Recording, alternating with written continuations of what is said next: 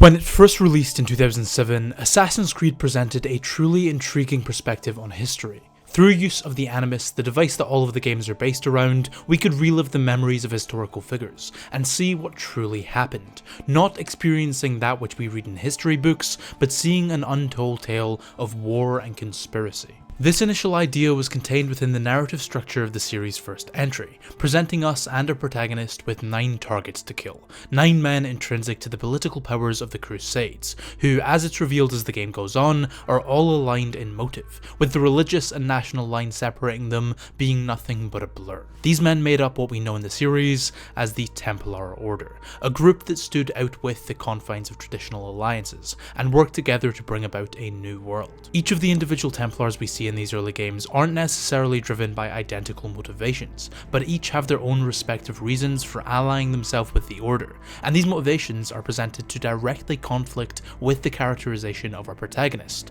and that stood for everyone, from Altair, Ezio to Connor and Edward. In these early years of the series, the Templars stood as fascinating antagonists, not because they were pure villainous entities, but because the group presented an interesting value structure that wasn't inherently wrong. And similarly, it presented individual Templars who had valid or at least understandable reasons for taking part. Although the Templars' goals in these early games was to uncover the precursor artifacts that they can use to establish a more structured and ordered new world, it was for meaningful reason.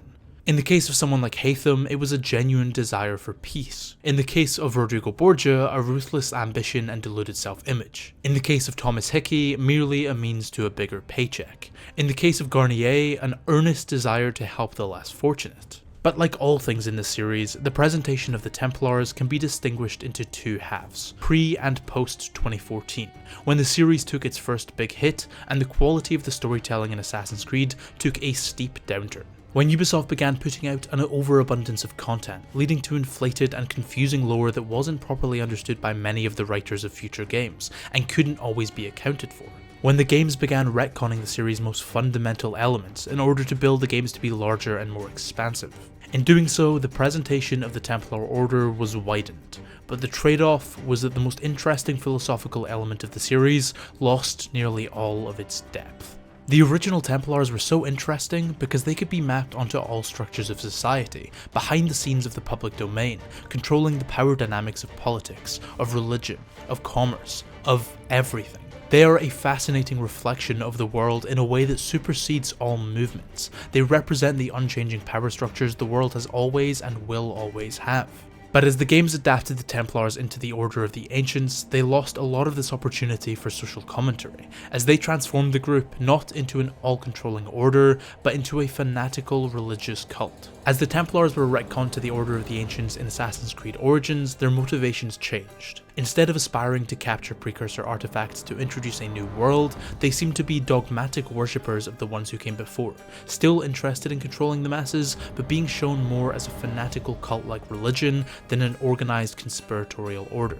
Before, they were presented as genuinely cunning and hyper-organized, able to manipulate the Italian courts into killing Ezio's family and installing Rodrigo as Pope. They were now a lot more brutish, kidnapping children in broad daylight, trying to beat information out of Bayek, gathering in robes and masks for a weird ancient Greek orgy, and preaching public lectures about the ones who came before. Instead of being this underground invisible group manipulating the world from behind the scenes, they were suddenly a disorganized, barbaric, preachy cult, making them feel far less a threat to wider society. Not only was there a loss of intimidation due to their tactics, but the motives of the group became much less clear, as again they seemed far too focused on fanaticizing about their religion than actually having an effect on the masses. Could you honestly, without looking it up, tell me what the motive of Flavius was in Origins? Why was Kjotve a member of the Order? How many of the 30 Order members can you name from Odyssey, let alone explain their beliefs? The individual characterization of Templars in the early games was just as important as the group in its totality.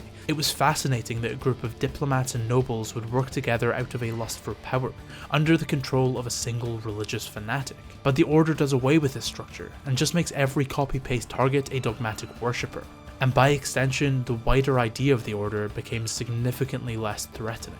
These characters, these targets, weren't written as Templars or Order members or whatever you want to call it. They were written first and then just called Templars because that's what the villains in AC games have to be. The Templars in AC 1, Brotherhood and 3 on the other hand became targets because they're Templars. There's a reason that the villains of the recent Assassin's Creed games have been so forgettable, that the tearing down of the Templars has become side content in the likes of Odyssey and Valhalla.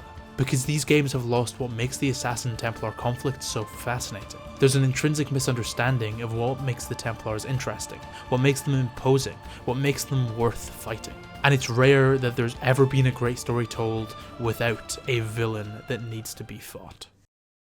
Thank you so much for watching. If you enjoyed the video, please do hit like, and if you're new here, it would really be appreciated if you could hit subscribe.